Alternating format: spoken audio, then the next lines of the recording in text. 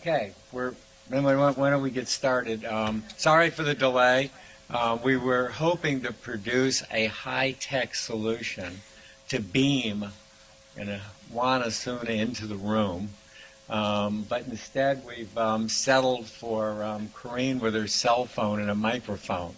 So you could say that's the ultimate low-tech solution. But then, what do you expect of a room full of lawyers, right? So I guess it figures. We have a very interesting panel. We're going to take a look at the immigration court and legal service lessons, innovations, and the impact on unaccompanied minors. And we have, a terrific panel here. And I just wanted to make a couple just really brief observations, and then we'll jump right into it. Well, I think you all have a very good appreciation of the detention situations and the issues that the unprecedented processing, incarceration through the entire process of women and children, the problems it creates. And what we're going to basically see is that this emphasis on unaccompanied children that you see in the detention setting carries through the whole judicial process, and that will become readily apparent as we begin to take a look at some of our issues. And like in detention, this has been elevated to a very high level from a policy standpoint, for the same reason as detention was favored, which is to act as a deterrent. It isn't just detaining people who come into the U.S. and unaccompanied children particularly, but rather removing them as quickly as possible. And we'll hear a lot more about summary removal a little later on in Don's panel. But what we can easily see from this policy, of course, is that it has ramifications, and those of you who practice in this area and do matters other than unaccompanied children would particularly appreciate. It has tremendous ramifications in terms of its impact on the judicial system, you might say, the immigration judicial system. And we'll be hearing a little bit more about that as well. The impact on the regular calendar has really been to push back hearings in many jurisdictions by as much as a couple of years. So what we're going to take a look at is the various aspects of the legal process from post-detention through removal. And of course, this is an area replete with problems. Even the simplest issues, or what would seemingly be a simple issue, turn out to be very problematic. For instance, when unaccompanied children are transferred or released to either to child services or family members or whatever in a different jurisdiction, just getting the notification of their hearing to them is an awesome task. And more than that, what can be done in the process to really assure that they have the right to counsel in the new jurisdiction, and that not only are they aware of that right, but they actually have some meaningful access. So you probably heard a few minutes ago that only 20% of the unaccompanied minors are represented, and this is really one of the reasons for that. And of course, it has dire consequences, including, in the worst case scenario, an in absentia order of deportation. You'll hear a number of innovative ideas on how to protect the right to counsel for these unaccompanied minors, which is really critical in my mind. Not just as a matter of due process, but actually there's such a high percentage of legitimate claims to asylum, withholding of removal, special immigrant juvenile status, and other forms of relief, that not providing a counsel really makes an enormous difference in outcomes and we'll see some interesting statistics in that area. So it makes it all the more important that competent counsel is provided, and that we all work together as a community to devise strategies to do whatever we can to enhance the protection of this vulnerable community. And of course, this includes not only pro bono representation, but financial support as well of these various programs. And we in our firm certainly try to do that, as a number of other firms do as well. The good news is there have been obvious successes achieved through the extraordinary effort undertaken to guarantee due process through the access to justice.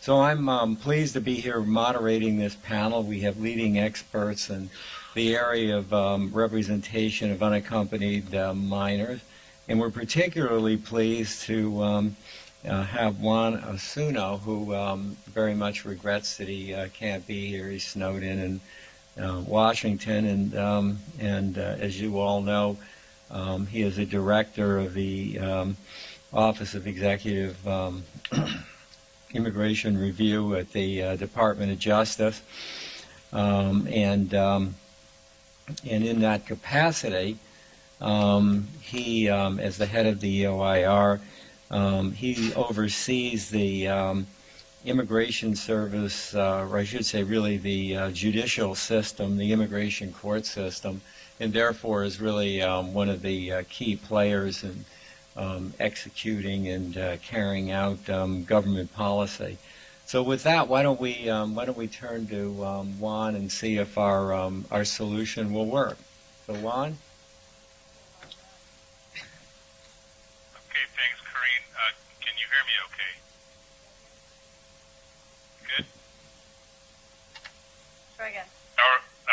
Everyone. So I apologize that I can't be there today. As most of you know, 2 inches of snow is a blizzard for Washington, D.C., so you can imagine what 2 feet did. It shut us down. But I'm glad to be here, at least by phone. So what I'd like to do is just give you a little bit of a rundown on what the last couple of years have been for the immigration court system in the context of the unaccompanied minors that have been coming to the courts in greater numbers, because this population, of course, poses particular challenges for immigration judges and for really all federal agencies. But we've been feeling it, of course, in the court system even before the large increase of unaccompanied minors that began in the spring of 2014, the spring and summer of 2014.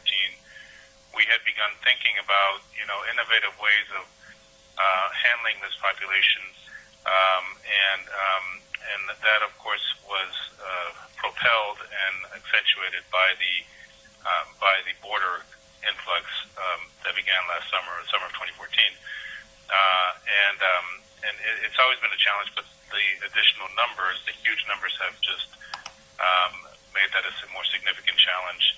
Well over 100,000 new cases were added to the court system since the summer of 2014. About half of those were unaccompanied children. So that gives you a little bit of a sense as to what the issue is. The response has been really. I would characterize it in three, really 4 categories. Number one,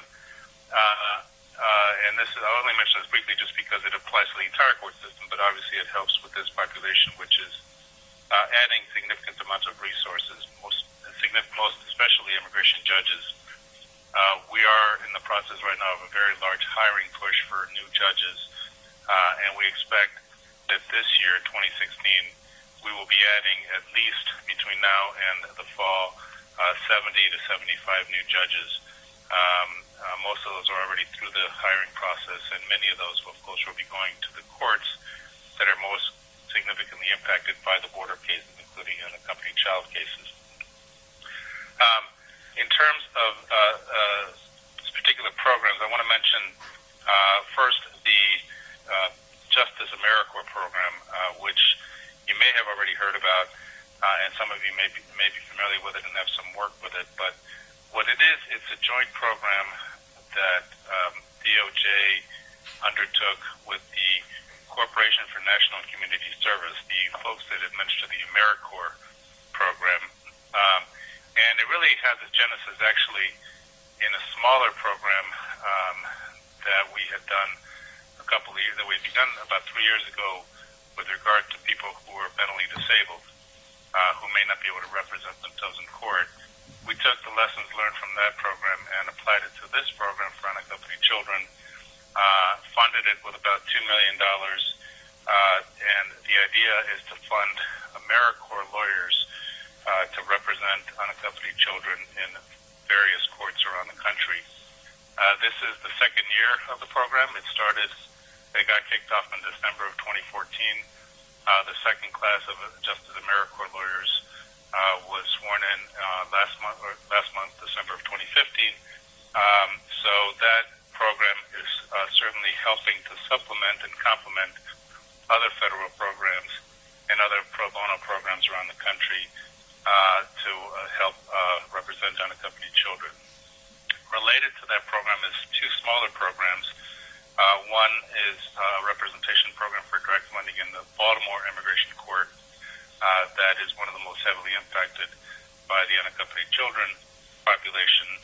And then a new initiative, or two new initiatives that we are undertaking this year, which is first is an initiative to identify certain areas of the country where significant numbers of children reside who were released from federal custody and who were more likely not represented or appear in their immigration proceedings due to their distance from an immigration court. In other words, their geographic distance from immigration court raises particular challenges. So we're looking at a small program to fund legal representation for some of these kids in order to pilot new models of legal service delivery, as well as to evaluate the impact of these legal services on the representation and court appearance rates for these children. The second thing that we're doing this year is a program focused on, in one of the 6 cities with the greatest numbers of unaccompanied children nationwide, to address the impact of representation on the efficiency and effectiveness of court proceedings. We believe that in many instances, legal representation helps not just the kids, but also the courts to function more efficiently. And this program is designed to measure that in a way that they can help us make the case for more funding for programs, for legal services programs.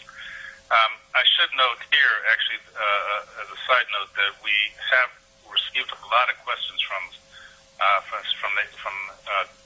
members of Congress, especially on the authority for doing this, for the authority for actually funding legal representation programs. And here I refer to Section 292 of the Immigration Act, which, again, many of you I'm sure are familiar with, which basically suggests that the government should not be funding legal representation for anyone. Our interpretation that we've done with regard to Section 292 is that in its discretion, Section 292 does not bar the government in its discretion from providing funding for legal representation when that funding is designed to enhance the efficiency of immigration proceedings involving unaccompanied children. So while it may not allow funding for population as a whole, in those discrete instances where that funding actually helps the courts function more efficiently, it is permissible. So that's what we have been. That's the theory that we've been using to provide funding. But obviously it's an issue that is quite controversial in Congress, and we get questions about it all the time.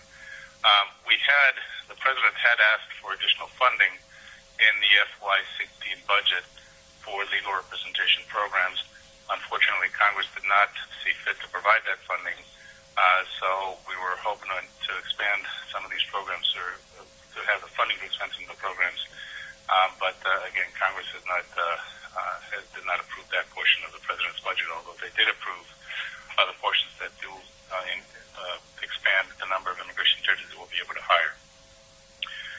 Let me just mention two more programs, and then I'll stop. One is the legal orientation program for custodians of unaccompanied children. This is a congressionally approved, mandated program that basically provides guidance and information to the custodians that are supposed to be caring for the unaccompanied kids after they're released from HHS custody, as to not only their rights and responsibilities, but also their obligation to show up to immigration court, make sure the child shows up to immigration court. And we think that program has been quite successful in helping to, where it's active, to decrease the in absentia rate for unaccompanied kids. So that's a program that we would like to expand, and are looking for ways to do that, although, again, the funding is just not quite there for a significant expansion of that program this year, unfortunately. And finally, there are some special procedures that, again, were put in place actually even before the summer of 2014, special procedures that immigration judges are to follow when a child appears in court. Children who appear in court proceedings without an accompanied adult may require special care and modifications to normal courtroom procedures that all of you have seen. We do have in place guidance for adjudicating cases where the respondent is an unaccompanied child. The guidance assists the judge in evaluating whether the child understands the nature of the proceedings, effectively presents evidence, and has appropriate assistance, taking into account the child's age, development, experience, and and other aspects. In addition to that, circumstances in a particular court may require specialized dockets for children's cases. Following the surge of 2014, all immigration courts are now equipped to handle a juvenile docket, and 39 courts currently have active juvenile dockets. In addition, we have more than 50 immigration judges who participate in juvenile docket hearings and receive specialized training, most recently in April and August of last year, regarding juveniles cases. And then finally, we have announced and will be implementing a change over the next few weeks to the timelines in immigration court. In the summer of 2014, we committed to having an initial hearing, a master calendar hearing, within 21 days of when the child was placed in removal proceedings through the filing of the notice to appear. We are now going to be moving that forward to up to 90 days. We think that this will enhance the efficiency of immigration courts. Adjusting the timeline will help unaccompanied children's cases remain a priority, but will allow immigration judges to schedule cases to help accommodate the schedules of pro bono lawyers, allow more time for unaccompanied children to find legal counsel, settle into their destination cities, and receive assistance from the LOPC program. So we think that adjusting the timeline will help everybody, including the courts, function more efficiently. Let me stop there and turn it over back to Corinne and Austin, and thank you again for your time, and happy to take any questions as technology may allow. Thank you. Well, I'm going to pass this around so you can hear the other panelists when I talk.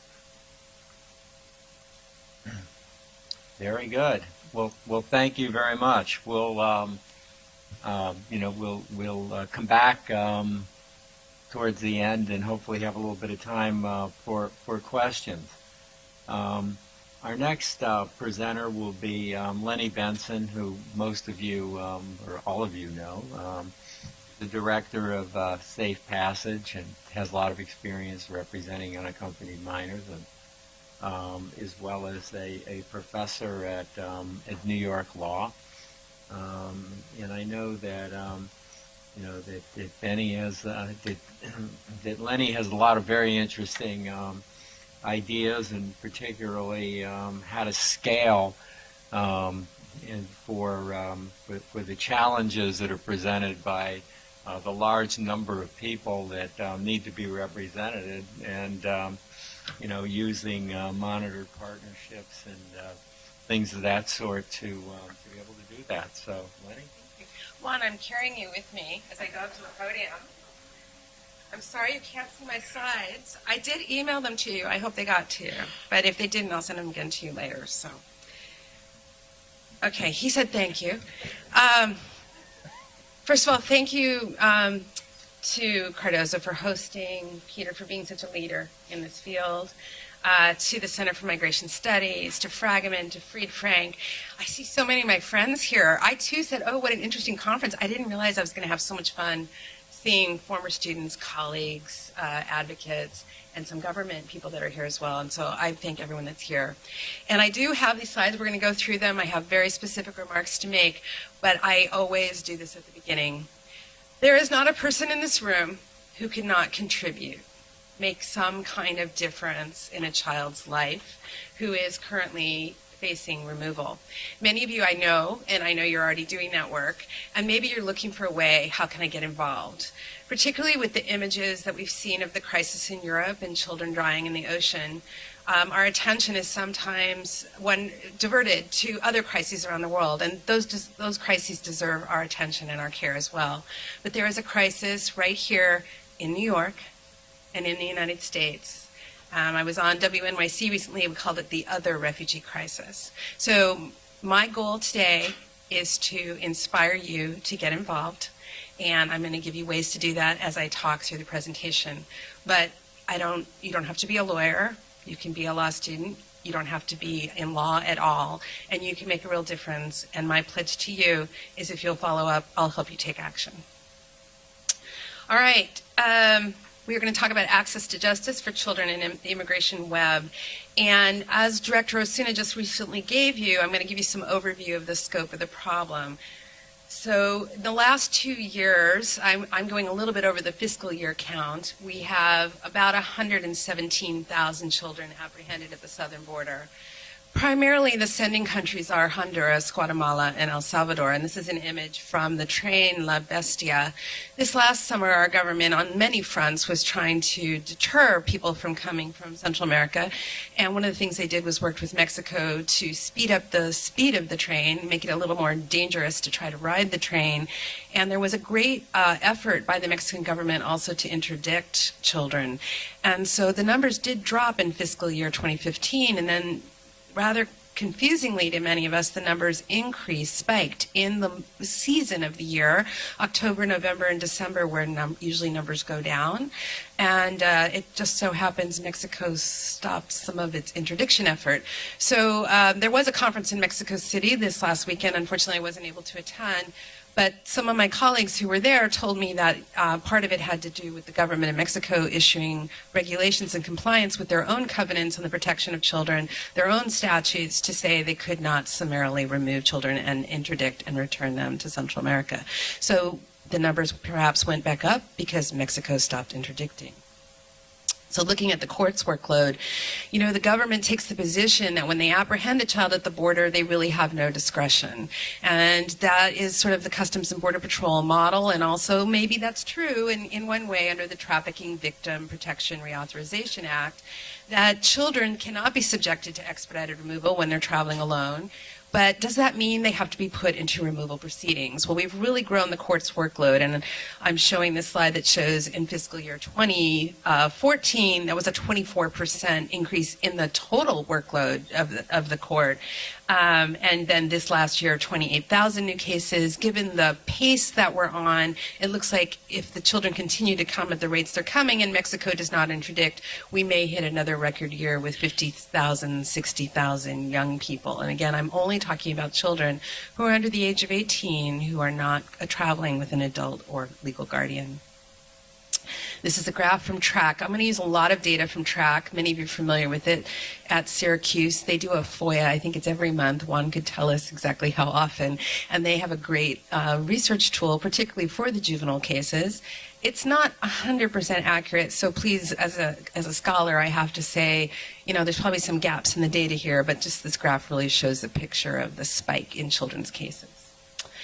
So how does the government respond when it has a crisis at its border? You know, we've seen the governments of Greece and Italy and Romania and Hungary and now Sweden and Denmark all struggling with the issues of masses of numbers of people arriving. Well, so too has our government. And this is a infographic produced by the government to try to help educate us about all the steps of what happens to a child at the border. It's beautiful in its turquoise color and its imagery. It's better than some of the other flowcharts I've tried to make, but basically we take all children into detention. And yes, it's not the same detention you heard the first panel talk about. It is with the Office of Refugee Resettlement. Caveat, they're not treating them as refugees, nor are they resettling. That's just the name of their office, which is part of Health and Human Services. And we had to turn to them for expertise because we really didn't have a federal foster care system that could handle the volume and the needs of this particular population. And I submit to you, we still don't. No offense to HHS and OR, I think they're trying the best that they can do, and Congress has certainly appropriated some money for good programs such as the Child Advocate Program, which focuses on the needs of children and their best interests. But without the right to legal counsel, without appointed counsel robustly assisting these children through all the process, the truth is that the detention process, often short-lived, really makes the process more cumbersome. And my colleague, Mario Russell, who's going to speak next about Catholic Charities and some of the work they do in the detention center, can maybe flesh some of that out. But this is how the government also responded. In the same press release that the president and the vice president called this a humanitarian crisis, this is June of 2014, they also had the paragraph, and this is a direct quote, bolded heading, increased enforcement. We are surging government enforcement resources. The deterrence message, as you heard about, talked about in the first panel, is very much in evidence in these documents and also in the behavior. And EOIR, a division of Department of Justice, did cooperate with DHS to expedite the adjudication of children's cases. So access to justice, well, who is acting here? Which agencies? Who has the authority to make adjudications? Did DHS have any options? I submit these are tough questions. And sadly, the proposals in Congress have gone to make it worse. We should pay attention. A number of bills have been introduced in Congress that would create expedited removal of children at the border, giving them no detention in the United States, no opportunity to apply, maybe limited claims for asylum, and a fast repatriation back to El Salvador, Guatemala, and Honduras, which I'm going to talk about a little bit more. So it's not great now, but it is possible that the way the INA, the Immigration Act, is worded, DHS doesn't feel they have a lot of authority. But with all respect to Department of Justice and EOIR, I'm calling them a chaotic, expensive, cumbersome federal substitute for child welfare protection. It isn't the right place. And as my remarks are going to show, even with counsel, most of the relief, most of the adjudication that is relevant to children's lives doesn't happen in the confines of the EOIR's courts. Now, this is a theme I talk about a lot as well. As complicated as my presentation's about to get with substance and process, I want you to imagine explaining this to someone who's a newcomer to the United States, who may or may not have completed middle school. The median age was 14. We believe it dropped in the latest surge. Most of the children that we interview through Safe Passage Project, they have not completed an education above 6th or 7th grade. And the myth that the government has used is we can deter and process these cases quickly. You heard the good news. We're going to go to 90-day from issuance of the charging document to the first hearing from 21 days. This slide, which you cannot read, is all the various forms of subject matter relief that are indeed available for children, and that those of us who are trained and educated and knowledgeable have been able to obtain for children. So there's a contradiction, I'm happy to say, between the substantive protections we do afford children and the rhetoric of the government saying there's no relief for these kids. All right, well, I'm going to do a lot of comparison of data toward the end of the presentation, but I did do a quick one just on New York using track data again. And this was just to say how many cases were able to get terminated in New York. And it's over the entire time period of 10 years. So the data may not exactly be accurate, but it says there were about 3,000 children who got full termination orders. However, if they were unrepresented, there was only 167. So is that because lawyers are not taking those cases, the unrepresented cases, because there's no way to get those cases terminated? Well, I think as we're going to get into further detail, I'm going to be able to tell you that's not the case. But I think it is that a child navigating alone, or his parent or his guardian, can't possibly understand that the immigration judge doesn't have the authority to make an application for a special immigrant juvenile status visa, or process a T visa, or under the trafficking victims visa, or a victim of crime visa.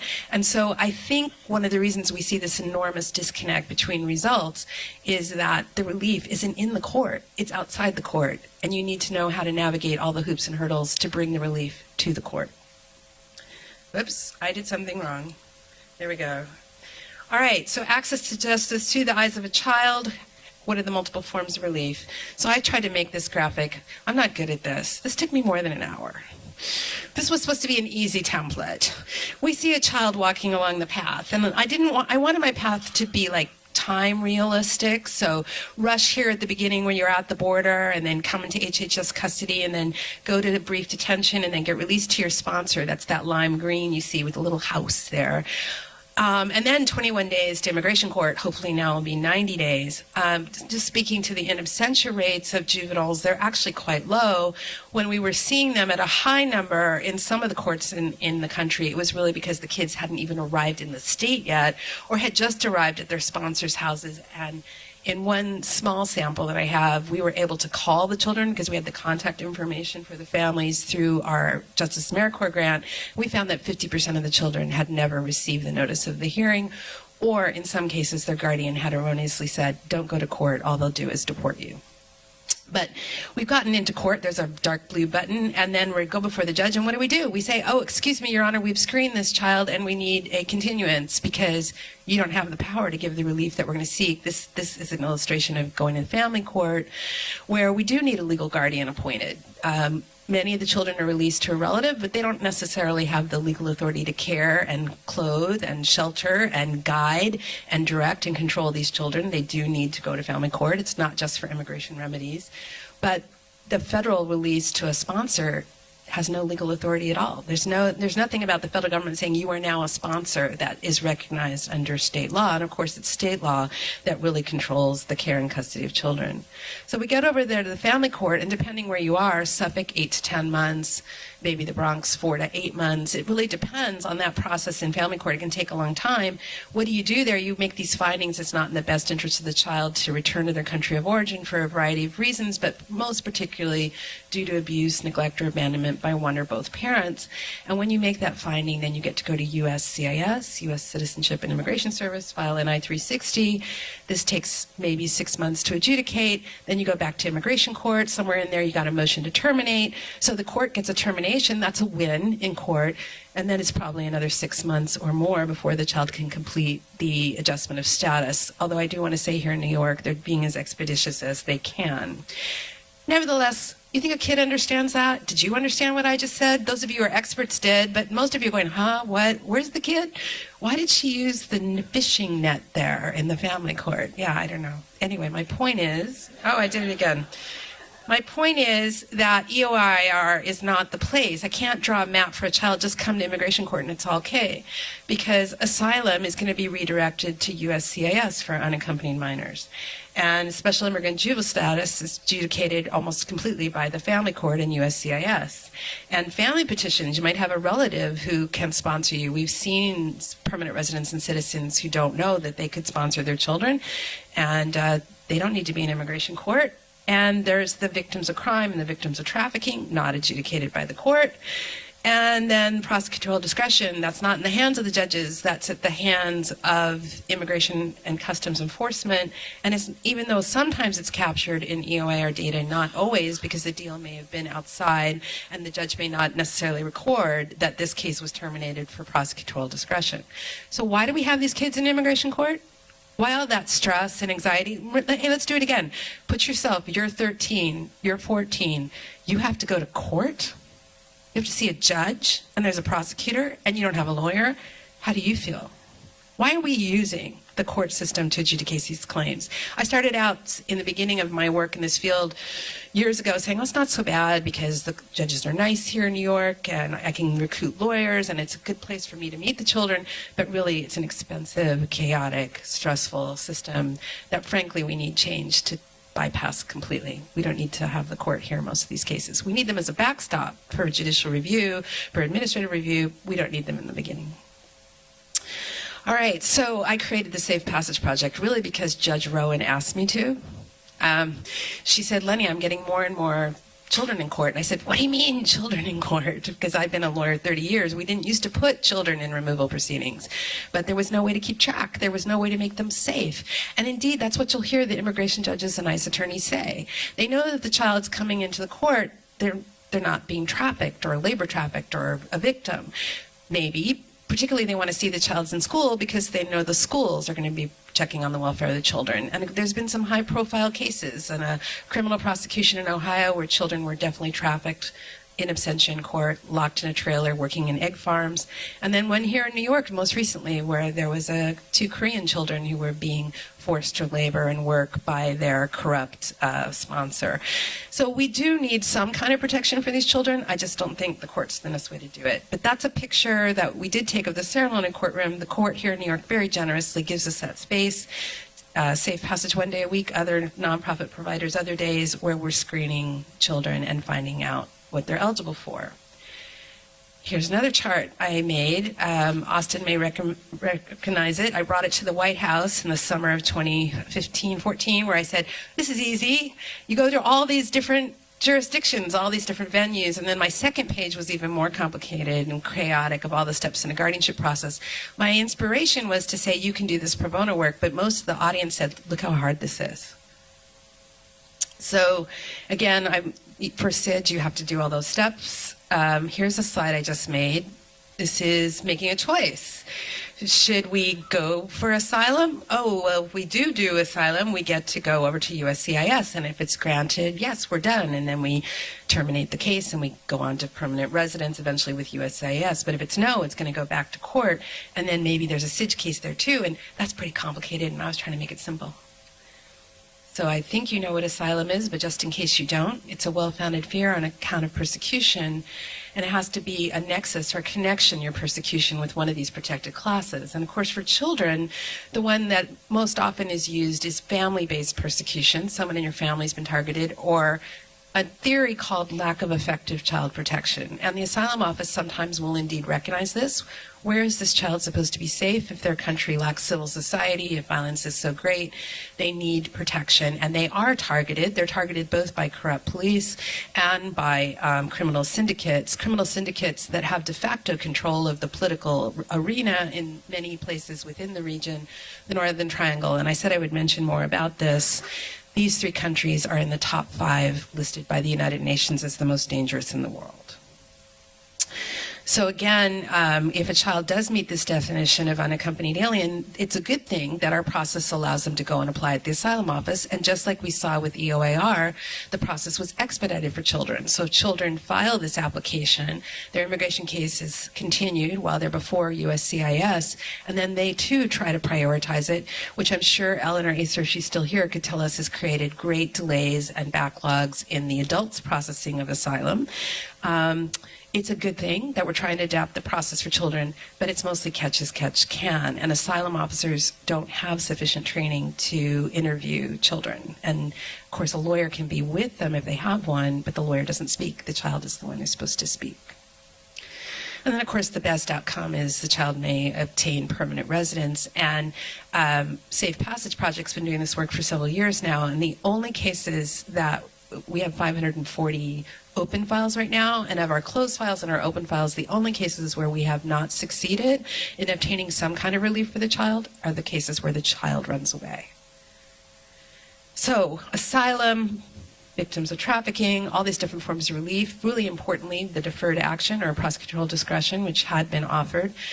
Secretary Johnson has said it's going to be less, but all of these are just ideas, because without counsel, they just fade away. So let's talk about some good things we've done here in New York, some scalable models that can be adopted elsewhere, and then I'm going to look at some comparison data of the difference council makes.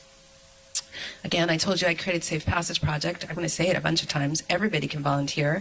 It is housed at New York Law School. They don't charge us rent. Started as a little project I did with some of my former students. Now there are more than 500 cooperating pro bono attorneys. I see several in the room. Nonprofits also coordinate with us. Law students can get involved from any school. Please go to our website, bottom of the page, click on volunteer, fill it out. Doesn't commit you to taking a case, commits you to getting on our mailing list, knowing about trainings, being available. And these are just some details of how the project has grown. It started out with about 50 cases a year in 2006. And as I said, we now have 540, and we're expecting about 200 more this year. So I need about 50 people from this room to volunteer? Okay, good. What do? We train and train. I mean, last year, I lost track, more than 70 trainings. I know I did. And this is a picture of Claire Thomas, who's our Director of Legal Training. Thanks to Austin Fragomen and Introduction to Practicing Law Institute, they gave us a grant to create this position. It's a position we have for 3 years, and we have trained up in Albany most recently last week. We've gone out to Suffolk, to Nassau, in-house in law firms. In fact, Claire is at Fragomen this morning, doing a training on conducting screenings. But in addition, the Safe Passage model is what's called close mentoring. So it's similar to Kids in Need of Defense. I have to say I was there before you guys, but you're awesome. And they're a national organization that does this work as well, and I would encourage you to reach out to them. But the idea is we're going to match an experienced mentor attorney with our volunteers, and that's why Safe Passage has now got 10 people working in it. I hope you can see the slide. This is the I Care Coalition, another whole model. So Safe Passage, being an experienced docket provider along with Catholic Charities, when Mario Russell will speak more about that, Legal Aid Society, American Immigration Lawyers Chapter Pro Bono Committee for a little while. Thank you. I see Mr. Schulman out there. The other providers are New York Legal Aid Society, The Door, and then we've added Make the Road and also the Central American Legal Assistance Group. So we have some funding, mostly from City Council, but partnered with Robin Hood and New York Community Trust. And the outcomes of that is universal screenings at the New York docket for children. We get information from the court of the dockets in advance. We bring staff. We offer every unrepresented child a screening. We have, my evaluation form is 14 pages in English and Spanish. I Care might use a slightly shorter one. We educate the children about relief they might be eligible for, encourage, if we can, to take their case in one of our nonprofits, make other referrals, but it's not adequate. As Mario is going to say, 50 to 60%, we're not really sure, of the children live in Long Island. I like to say about another 15 to 20% live in Westchester, Rockland, Orange, Putnam, Poughkeepsie, that's Dutchess County. We need more people to help us because the New York court's jurisdiction is bigger than the New York City Council's budget. I Care is a tremendous success, though, in the way that it's allowed the groups to coordinate, share information, support one another. If Catholic Charities is too busy to cover a docket, Safe Passage might step in. We've gotten a lot more people mobilized, and it's a vision that I hope will continue. It's a little bit like the 9-foot model that does the adults, which is really robustly funded by City Council. May it forever be so. But we don't have quite enough funding to do the mission because we are not able to serve every single child in the docket. I also want to give a shout out to the Mayor's Office of Immigrant Affairs, and I saw Sam Solomon is here.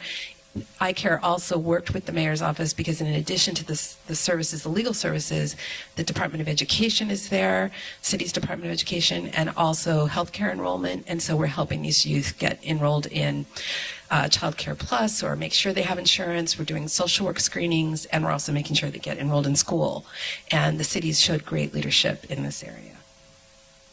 Justice AmeriCorps. Fantastic program created by the Corporation for National Community Service. Last year, the New York Immigration Coalition was our leader on the grant, and we were a sub-grantee. This year, Safe Passage Project now coordinates the grant for part of New York. Equal Justice Works has a lot of the positions across the country. Unfortunately, it's $1.9 million for approximately 100 positions across the country. For a lawyer, that's a stipend of $19,800. I'm sure all of you want to live and work on $19,800. Equal Justice Works maybe is a great fundraiser. They find some matching funds. Usually they try to get the salary up to 41. I see some of the great fellows out in the audience. It's basically a one-year gig. It's really helpful. But how many cases can a paralegal or a new attorney take? 25 to 50 probably. And it is also a universal rep program. They're not supposed to pick and choose the cases. I do think it's a step.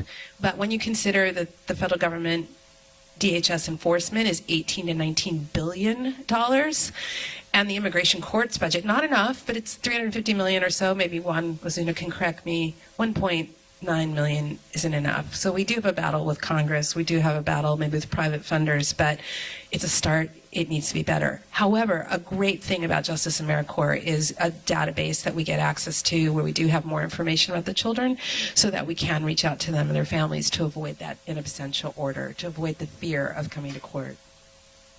Okay, results.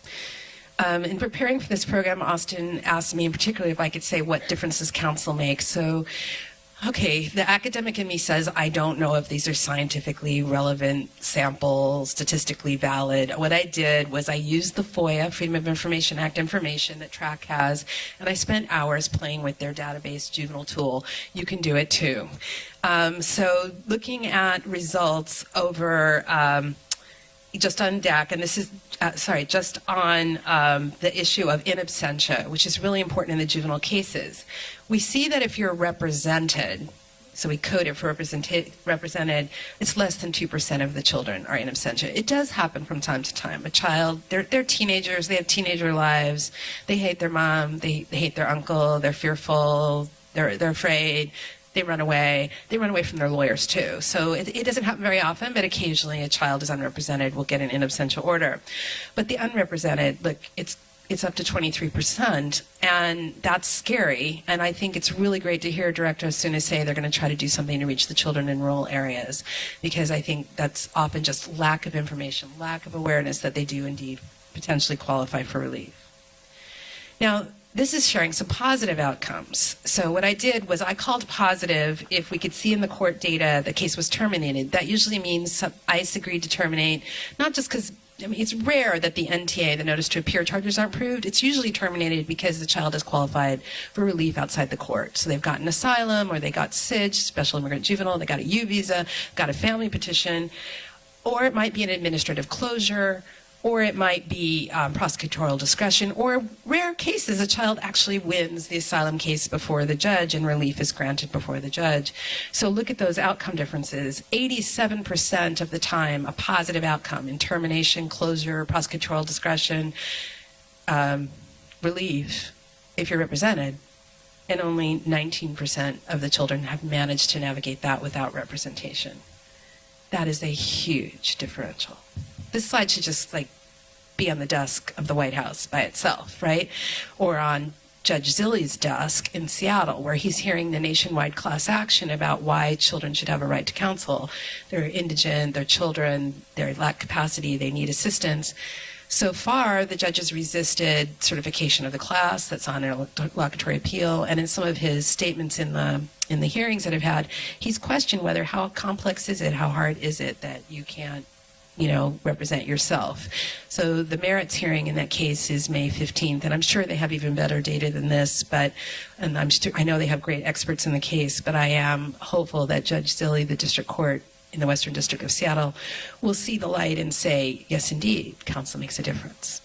It also makes a difference, as Director Osuna said, on efficiency. I didn't make a slide on that, but I definitely looked at the pending data when you have counsel and when you don't, and it appeared there were fewer continuances when you have a lawyer, because most of the continuances when you're unrepresented are to give you time to find counsel.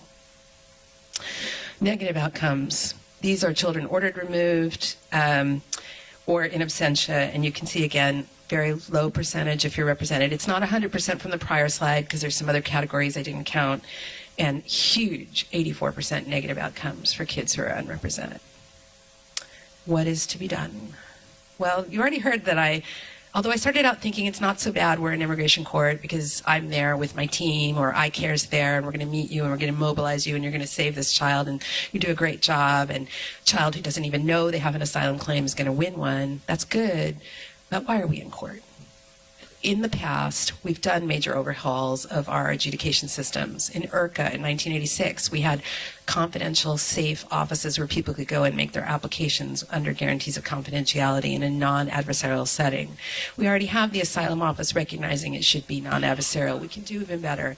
We can create, through USCIS, in coordination perhaps with ICE, adjudication of children's claims and not make them leap through so many hurdles and have the psychological and educational disruption of needing to go to court. So what is to be done for you? You're going to go to this website, fill out the volunteer form. Even if you don't want to take a case, you do want to be in our mailing list for the many free trainings that we offer.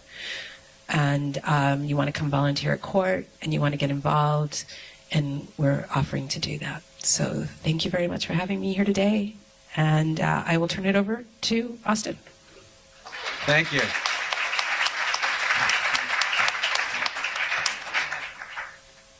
I mean, one of the organizations that's most active in this area is Catholic Charities, and spent a lot of time dealing with this problem of scale.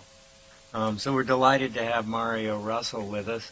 And as most of you know, Mario's the director of Immigrant Refugee Services at U.S. Catholic Charities in the Diocese of New York. So, Mario?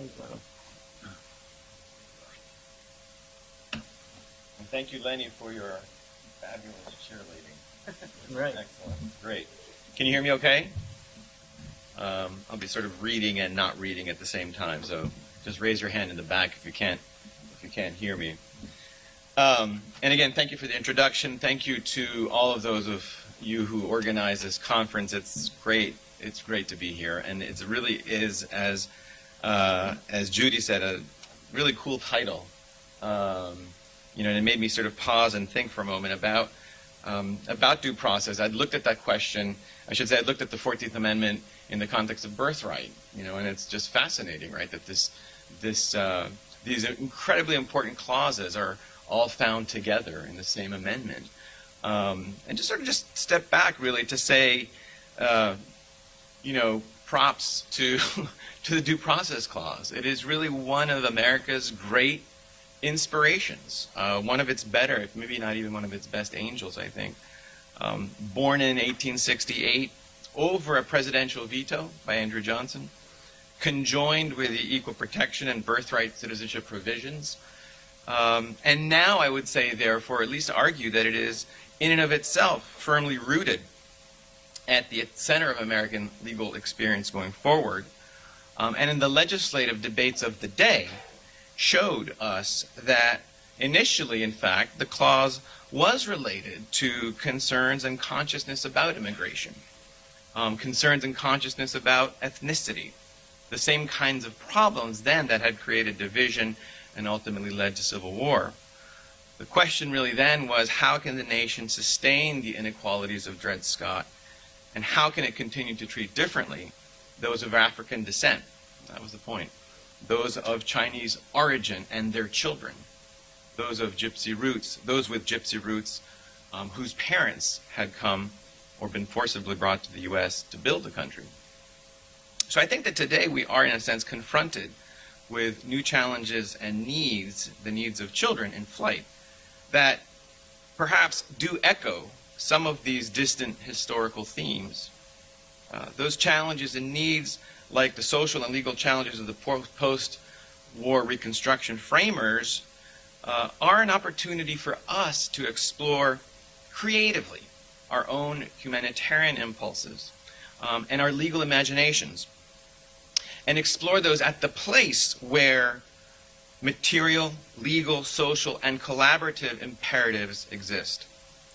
So setting aside the question of eligibility for asylum or eligibility for special immigrant juvenile status or other forms of relief, setting aside the details matter, but pulling back, really the larger question is, how do we choose to respond to the needs of those most vulnerable who are in flight from chaos, from danger, from abuse, from violence, from depravity, and basically existential insecurity in Central America? If we acknowledge a role and responsibility, what is it and how is it to be executed? We've heard some statistics so far, and I'm not sure anymore which ones we're talking about entirely, but by conservative projections in New York, we expect that about 6,000 unaccompanied children will be placed on the New York City Immigration Court docket. And at the same time, a voice lost in the wilderness to some extent, about 5,200 to 6,000 children and parents, what are known as AWCs, adults with children, will also be put on the docket in New York for removal proceedings. That's 2016, more or less. And again, most are from Central America, the Northern Triangle. And these estimates, interestingly, roughly match, and it's been said already, what we saw in 2014, which seems again to put us back where we began, when the crisis, as it's called, first unfolded. And only about, it seems, the statistics run a little bit around 25 to 33%, but about a third, let's say, of those cases will be represented by private counsel. Another substantial 5 to 12, 15% may disappear or not show up due to various reasons, including non-viable claims. What that really means, at least conservatively, is that about 3,000 unaccompanied children and 3,000 adults with children will have no attorney this coming year to help them in their complex cases. Now, I'm not talking about New York City alone. Basically talking about New York City, Long Island, and the lower Hudson Valley. So in my remarks, I would like to address the impact and challenges, yes, of unaccompanied minors on the court and our work at Catholic Charities. But I really want to put those comments in context with the broader due process needs of children and families in removal proceedings. To speak about their due process rights and their experience, as I would think of it, before and outside the court. That is, in shelter detention facilities in the New York area, when they arrive, and then in their neighborhoods, in their families, in their homes, in New York, while they're here processing their case. Children who come to the U.S. come with hope for something new. And that, in that sense, they're not unlike adult refugees, whom our office works with on a substantial scale. And they are experiencing today the needs of refugees, though, again, we struggle with classifications and definitions and putting round holes in square pegs. And the question is, are we trying to change the peg as opposed to the hole? Because what we do and expect of adults, adult refugees, just does not work with children. It just doesn't. Children, precisely because they're children, need a different and a higher level of care. In 2006, I met a 16-year-old girl, Genoveva, and began to work with her on her SIJ claim. This isn't when there was only one facility in the United States, in the New York area. By early 2008, her removal case had been terminated as we had successfully presented her case in family court for SIJ. Several months later, the green card arrived in the mail at my office, and it's still there. I had not seen or spoken to Genoveva for 6 months in that period, and no amount of searching with a team of law students and nor calling the authorities made a bit of difference. What I had heard is that she'd moved from one uncle to another uncle to another uncle, and so it went. Nobody was really supervising her on the ground day to day. The same thing happened to Carlos. Though for him, proceedings were never even completed because he disappeared before any adjudication could take place. Or Daniel, true case, who was 17 years old and about to age out of ORR detention and be placed, therefore, into adult detention in New Jersey because he was going to turn 18. He had an incredibly strong SIJ claim, but he had no one to reunify with in New York State. Why? Because both parents essentially had abused him. He had marks of a motorcycle chain on his back from the whippings his father had given him for performing poorly in the fields. So he had nowhere to go, most in need, in a sense, and the least help received. So we had to essentially sue Westchester to force the county to take Daniel into care and out of federal detention. An incredibly costly and incredibly long process that could not be replicated on a case-by-case basis through the years. So the question that I would posit is really, can we and will we extend more support? And can we and will we extend our imaginations to visualize due process more holistically, to include the life needs of these most vulnerable? Can we, in a sense, reverse the paradigm from enforcement to access or process? Our work, and I was asked to speak about it, but I think I'll sort of cut back on this a bit. Our work at Catholic Charities really is in almost about a dozen programs, a dozen initiatives spread into 3 program areas, essentially legal, detention, and integration. Our legal work really is deportation defense for children who are unaccompanied and deportation defense for adults with children. And the collaborative that Lenni mentioned, the iCare collaborative, has now brought to fruition over the last year and a half almost 750 plus cases. Within the shelter detention programming, we do about 180 Know Your Rights presentations in about 11 facilities with a total of 1,000 beds capacity in this area. But that means that over the course of a year, we meet about 3,000 children whom we do a consultation with each, and who also receives a Know Your Rights presentation, a legal orientation, however it should be phrased.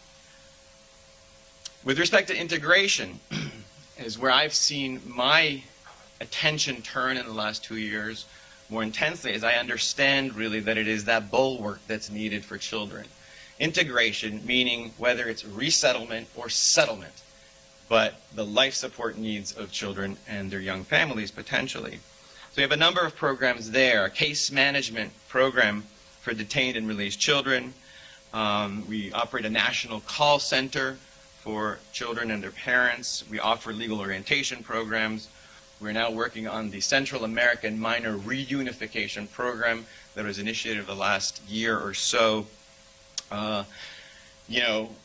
Don't forget soccer. So we now have operated a soccer league, which is probably the most popular thing, even more than the Pope, frankly, with children. And you sort of think, this is healing. This is real healing. And in fact, a lot of the injuries that one of our other medical legal partnership programs deals with is often soccer injuries. But in all, right, we work with about 1,000 kids and families over the course of a year. That has proven to be, again, very important in healing. So let me just talk about now the due process questions in the context of these 3 areas, legal, detention, and integration, and I will be brief. But some statistics about the iCare initiative, which stands for, by the way, Immigrant Children Advocates Relief Effort. It's not a Steve Jobs initiative, iCare, nor is it ophthalmologically related. But it is what it says. And it's been funded by the council, who has been showing a sort of progressive enlightenment, which is extraordinary, along with Robin Hood Foundation and Your Community Trust. And essentially this collaborative of the agencies that Lenni mentioned has been working together to bring to the surface, and has now handled about 750 cases, about 150 concluded successfully, 365 still pending.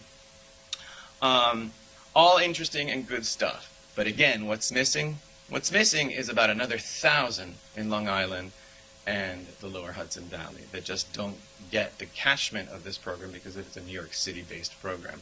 And one of the disturbing problems is when the federal government sometimes might look at where can we spend money to offer legal services, and they sort of look at New York and say, New York's in good shape, so we're not going to direct any funds to New York. That's true. New York City is in reasonably good shape, though that again may change and fluctuate. But that entirely discounts about 50% of the population that resettles in New York goes to Long Island, and about 10% to the lower Hudson Valley. And these are kids who come to immigration court in New York and don't have lawyers.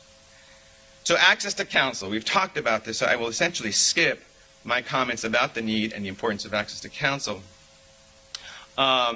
And I want to sort of focus on what I think of as less a procedural due process question, but a substantive one. And as some of us know, and others forgot like me, even though I teach this every other year, there is quite a robust history of process that is perceived as substantive, not just procedural.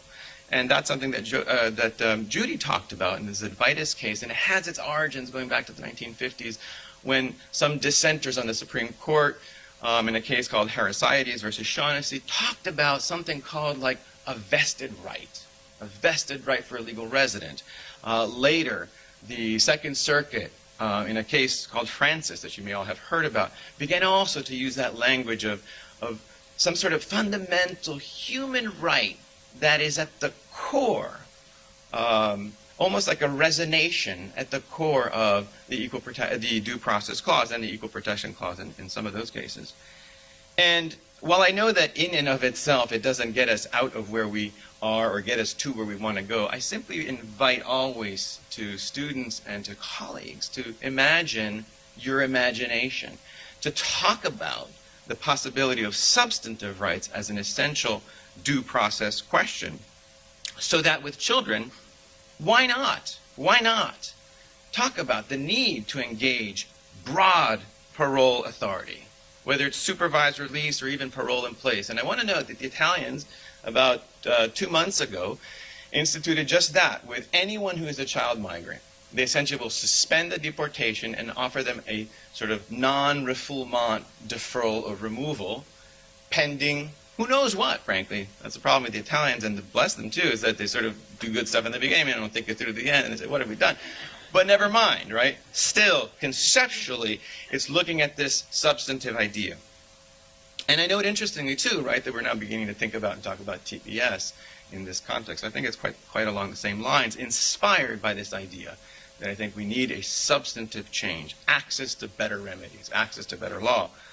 I would offer too, therefore, why not, when you're in court or if you're in court, talk about the potential for a non-refoulement argument around the safe and sustainable repatriation ideas that are in Section 235 of the TVPRA. Why not, right? Repatriation has to be safe and sustainable. Isn't there potentially, therefore, a burden to show that prior to someone's deportation? And I know there are arguments going back and forth, but again, visualizing and using the imagination. Similarly with best interests, expanding that. We've all talked about it. We've talked about the Convention on the Rights of the Child. Thank you very much. We can't really do anything about it, but again, it can serve as inspiration and relevance to saying, look, the TVPRA is a really forward-looking instrument. It's got all this kind of language, best interest. It's got safe and sustainable repatriation. There's got to be something there that we can mine more substantively as well. Okay. Second area is detention. And let me be specific. So when we say detention in New York, we really mean shelter detention facilities, where children are kept in secure or staff secure or even technically non-secure classifications of custody. But the principal issues that we see there these days, and a lot of my colleagues are here who do that work, relate to due process reviewability and this kind of absolute plenary-like power of the executive. Kids who are without reunification options, like Daniel, or if their reunification request is rejected, that's it. That's the end of the story. They have nowhere to go. No review, no real alternative. And they end up in ICE custody as adults eventually. And during that whole time, to some extent, because they are so unattached, they don't have the opportunity to access state systems. Foster care, guardianship, other ideas. And interestingly, this creates another problem that is essentially a federalism problem. What happens in New York may not be what happens in Texas. And I've spoken with my colleagues in Texas and New Mexico who asked me and begged me never to publish the conversations I have with them because practice there reveals that children can, to some extent, self-petition, whether outside of or our custody or inside or our custody. They can actually access the state system to begin that SIJ process. That doesn't happen in New York, so you have to go and sue. And you have to tell Westchester County, which, by the way, has the highest property taxes of any county in the United States, that it's really not that expensive and it won't hurt your budget to take this child at the tune of $1,700 a month.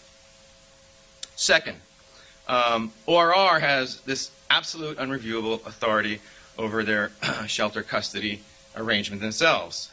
There's no bond, no ROR available. no ability, again, as I mentioned, to challenge a reunification request, and no ability to challenge more recently the placement of certain children within certain custodial arrangements at ORR, what are called secure or staff secure conditions, which children have reported are essentially feel like real live adult detention. Third, children can be held for law enforcement purposes, which again we cannot find our way into to stop having happen. So for instance, if a judge orders, as did happen recently, a judge in Ohio ordered that 2 children be held indefinitely for the duration of a particular trial because there were witnesses in a smuggling case. And it took the AUSA to make the request to the judge that that order be rescinded. And finally, there's a problem really, as my colleagues have described recently, of the geography of detention. Only about 10 to 20% of children who make it to a New York shelter are actually released into New York City, Long Island, Lower Hudson Valley. That's a very small amount. Most are going to move to other parts of the country. So there is a lot of time lost while they wait for nothing because they can't begin any kind of proceeding in California or in court. So it's essentially this kind of time vacuum that affects children, I think, very significantly at that age in having to wait. Third and last is, though not at all least, I save it last because it's really the most important, is this question of integration. How does integration, how can we think about and talk about, and what are the benefits of imagining temporary, permanent, settlement, resettlement, the language to me doesn't matter anymore, help and assistance, life support to these children? Because as I've said, without some kind of bulwark against strong negative life currents, the chances that a child, and the adult too, who might care for her, of being able to thrive and stay on track with all that is new and with all that is expected of her is really severely compromised. And frankly, I think one such casualty is the legal process itself. Indigency and poverty are forces alone that already increase the risk of alienation and disconnection, which make this task of staying on track so much more difficult for us. Will the child work or go to school? At 16, 15, we've noticed boys start to think about work. It's time. Will that child become a target or involved with local gangs? Maybe the same gangs that he left. Will he become alienated from his parents and drift from the home, or maybe fall into drug use or abuse? Or maybe not properly treat his trauma and depression? Maybe become vulnerable to trafficking, which is what I suspect possibly happened to Genoveva. And the need for this kind of life support falls, I think, squarely within the due process rubric because it is in sync with the due process concerns about cogent and expeditious release and the need for counsel and the need for good legal remedies. Over the years, our case management teams have worked very closely with child legal teams to provide a coordinated structure of support. Ensuring that a child stays physically healthy, mentally healthy, or stays in school does improve the chances of his attending court. And if the child goes to court, there's a synergistic tautology here, he will feel more on track about his legal future. His odds of remaining healthy, therefore, and in school will improve. This is true with health, addiction, criminal conduct, etc. And I wouldn't suggest that this is flawless math. Success on one doesn't mean success on the other, but it is an effort to improve probabilities by creating synergies. So what I want to mention in closing really is the program we've been working on for 3.5 years now called Terra Firma, which some of you may have heard about and probably many of you referred clients to. Terra Firma, situated in the Bronx, is a collaborative project of Catholic Charities in Montefiore Hospital that essentially takes this principle of synergies a step further. It is the first medical legal partnership of its kind where medical, mental health, and social supports are offered in a coordinated fashion under one roof. I've been there. You can even watch soccer on TV, again, very important. You can get dinner, right? This happens once a week, but we're now going to expand it to 2 days a week. And so far, since 2013, when it began, the program has served 200 patients, children, with their medical needs. 70 are in psychotherapeutic assistance, 126 legal assistance. I was always struck by a time that I was offered the opportunity to sit in a group therapy session. Of course, it wasn't called therapy, it was called counseling, with about 8 boys. And the social worker said, how many of you have seen a dead person? And every child raised his hand. These are 8 to 16 years old. And then, even more tragically and curiously, the children entered into a competition with each other about who had seen more dead bodies in their young lives. And I just cannot imagine, right, rhetorically, that this doesn't deeply and profoundly affect how they navigate the world every day, and how the legal process in their imagination must sit somewhere out there on the moon. So, these are really just examples of work, but I think they're representative of the whole. And actually now we are working to develop another site or center, with any luck, because we do believe that it is core to our legal mission to provide the best kind of services for children and essentially give lift to due process ideas. Thank you very much.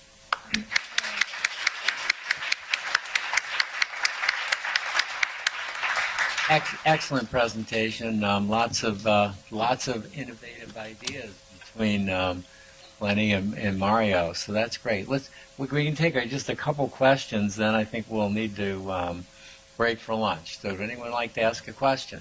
Director Osuna is on the phone.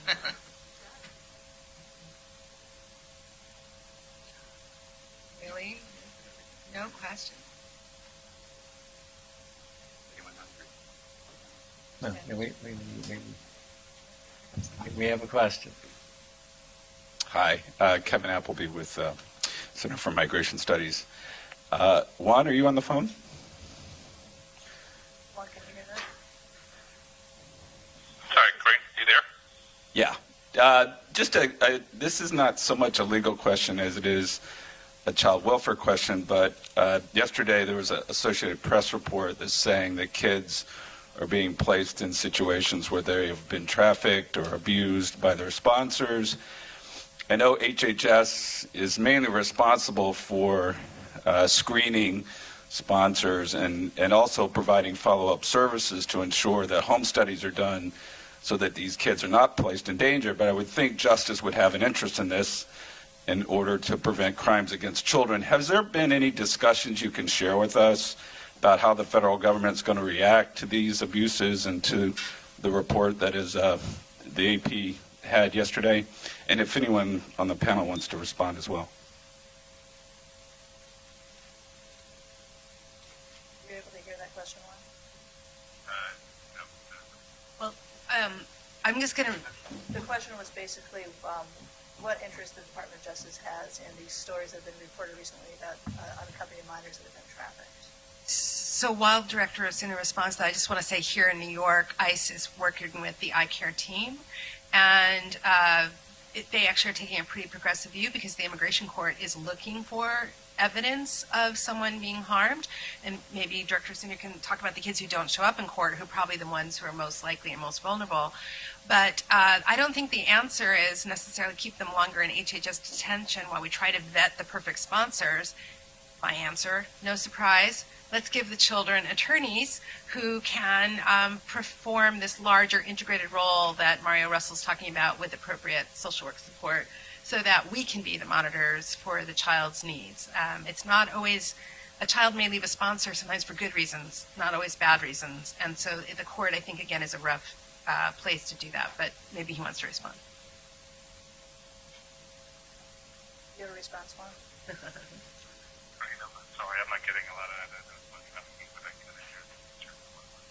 Question on the answer. Yeah, you can. Okay, we'll move on, thanks. Okay, next. Unfortunately for the hearing issues, my question is also for Director Osuna. He mentioned that, actually I can take the phone. Director Osuna mentioned that interpreting Section 292 of the INA to allow for government funding of representation when it's designed to assist the efficiency and the effectiveness of legal proceedings. And he also mentioned that EOR is studying the effect of representation on those proceedings. Could you give a little bit more detail on how you see representation improving the efficiency of proceedings, and also how EOR goes about thinking about the effectiveness of representation on proceedings?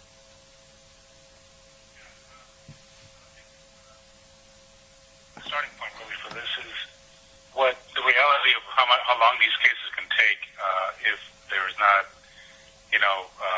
adequate representation in place.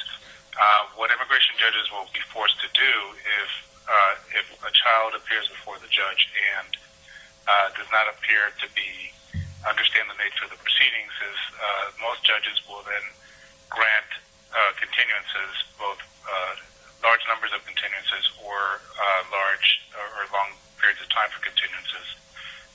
The most frequent reason for which an immigration judge will grant a continuance, in my experience, is to allow the child time to find a lawyer or some form of adequate representation. So a case that maybe can move forward in 6 months or 8 months, can now take, over a year just to give the child time to get a lawyer. That is why, we think, anecdotally, everything that we hear is that when a lawyer is involved in the process early on, that does help to move the cases along fairly more quickly than currently the process allows. Now, the process in itself is built into the process is a long time. I think that one of the other speakers mentioned the USCIS process and how long that can take. So the process can take a long time in and of itself, and that's when there is adequate representation in place. So everything that we hear from our judges is that good lawyers actually do help the process move along. Frankly, that is the main reason that is the main justification that we use when we advocate for more legal services funds on the Hill. Sometimes the most adequate argument is that it actually does help the efficiency of the process move forward. And that's what we'll be looking at this year and into next year. Well, thank you. Well, I think with that we'll have to. We did. Well, with that we'll have to take our break for lunch. And I'd like to. I'd particularly like to thank Director Osuna for making himself available and putting up with our low technology.